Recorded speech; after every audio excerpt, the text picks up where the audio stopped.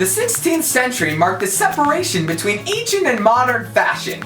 The clothing for men, like myself, became much tighter and restrictive. People from the 16th century, like myself, wore conservative clothing. This was because Europe at the time was going through a chaotic period. Materials used by all classes for clothing included linen, silk, velvet, leather, lace, and wool. Clothing for the rich tended to be less durable because they did less manual labor.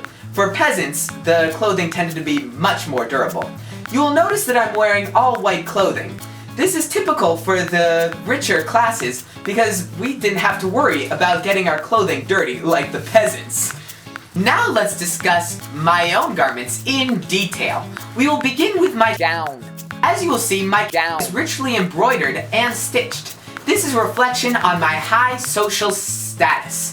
Also, you will notice that it has a high neck cut. Now we will move on to the doublé, which is worn underneath the gown. You'll notice that the doublé is tight-fitting, which is characteristic for most clothes worn by men during this time period. Now let's talk about my trunk hose. The trunk hose are tight-fitting, but round around the waist. You'll also see that I'm wearing a ruff. The ruff replaced the collar in the mid-16th century and is worn around the neck. We will move on to the hat that I am wearing. It is actually a smooth ribbed cap, and it is worn to one side, which is quite the fashion. Now, if you will turn your attention to my nether regions, you will notice that I am wearing a skirt. The skirt is actually called a base, and it is also quite popular with men in my social class. You will also notice that there's stuffing around my garment. The stuffing is actually called bombast, and it is made of wool, horsehair, and linen called tow. Now let's talk about wool. Wool is worn by all classes. However, if you look at my own garments, you will notice that some wool is higher quality than other. Now we will discuss undergarments. Undergarments is primarily worn by men like myself. Women do not wear undergarments.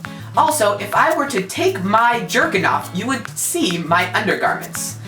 Let's move on to my shirt.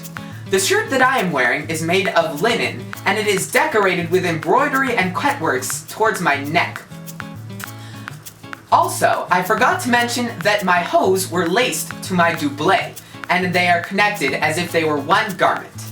I hope you enjoyed my presentation on my garments. I am going to eat a baguette right now.